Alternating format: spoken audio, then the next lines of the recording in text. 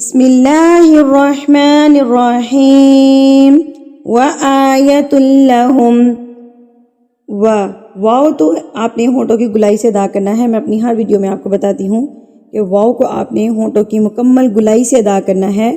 آپ کے ہونٹ اس حد تک گول ہونے چاہیے کہ پینسل کا سکہ تو گزر سکے لیکن پوری پینسل نہ گزر سکے۔ بالکل ہونٹوں کو گول کر کے واو کی ادائیگی کرنی ہے۔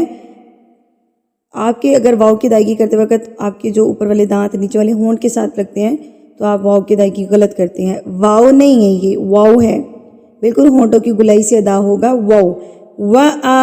آ کے اوپر کھڑی زبر ہے تو ہم اس کو ایک حرکت کے برابر کھینچیں گے۔ یت لہم وآیۃ لہم، تشدید ہے تو اس کو ذرا مضبوطی سے پڑھیں گے، تلہم۔ انا، نون مشدد اور میم مشدد پر غنہ کیا جاتا ہے۔ غنہ کہتے ہیں ناک میں آواز کو لے کے جانا۔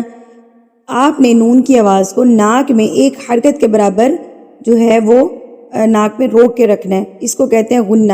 ان، یہ اس کو غنہ بولتے ہیں۔ ان، بزنگ ساؤنڈ جس کو بولتے ہیں نا، تو یہ والی ساؤنڈ جو ہے اس کو غنہ بولتے ہیں۔ اس کو نون کی آواز کو آپ نے جو ہے ناک میں ایک حرکت کے برابر، یعنی کہ ایک انگلی کھولنے میں آپ کو جتنا ٹائم لگتا ہے اتنا ٹائم 1 سے 2 سیکنڈ آپ نے نون کی آواز کو ناک میں روک کے رکھنا ہے۔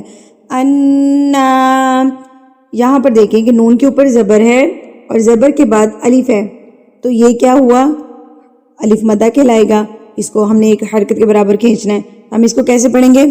انا حملنا ذریتہم، را کے اوپر بھی تشدید ہے، یا کے اوپر بھی تشدید ہے، را کے نیچے زیر ہے اس لیے را کو ہم پٹ نہیں کریں گے۔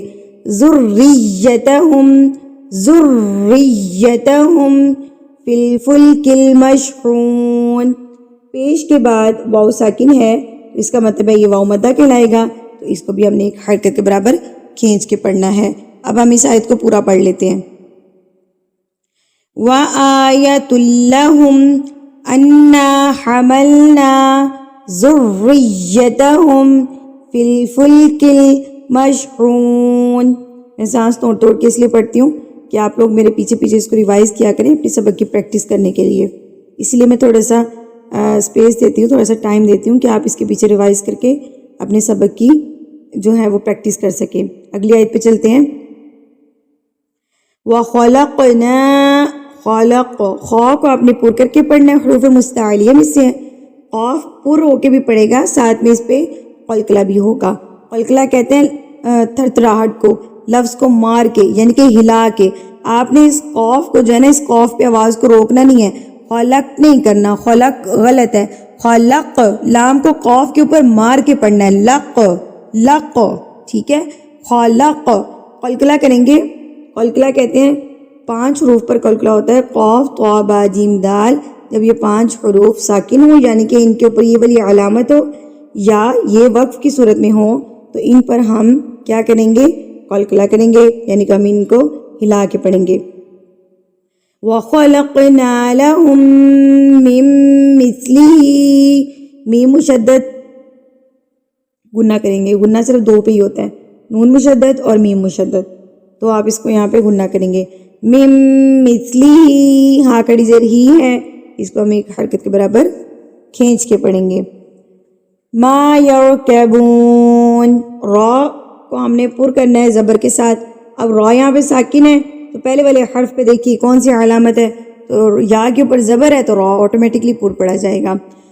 تو اس آیت کو اب ہم پورا پڑھ لیتے ہیں۔ وَخَلَقْنَا لَهُم مِّن مِّثْلِهِ مَا يَرْكَبُونَ وَإِن نَّشَأْ نُغْرِقْهُمْ، وَإِن پہ غنہ، نون مشدد ہے۔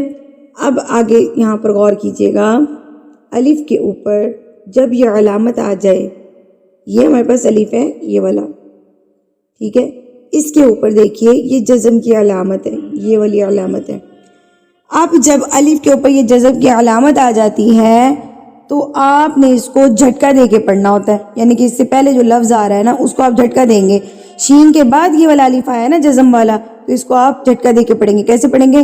نشا، جھٹکا دیں گے، نشا نغرقہم، قاف پہ قلقلہ، نغرقہم، فلا صریخ لهم ولا هم ينقذون. یہاں پر ہم اقفا کریں گے کیونکہ نون ساکن کے بعد حروف اقفا میں سے اگر کوئی حرف آ جائے تو نون ساکن کی آواز کو ناک میں چھپا کر یعنی کہ اقفا کر کے پڑھا جاتا ہے. یہاں پر دیکھیے اگلی آیت میں چلتے ہیں. الا رحمتم راہ.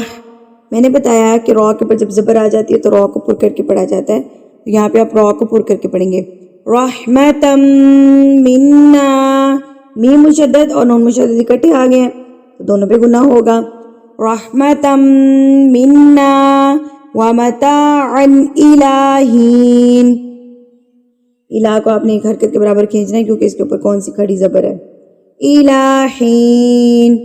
وَإِذَا قِيلَ لَهُمُ اتَّقُوا مَا بَيْنَ أَيْدِيكُمْ وَمَا خَلْفَكُمْ لَعَلَّكُمْ تُرْحَمُونَ.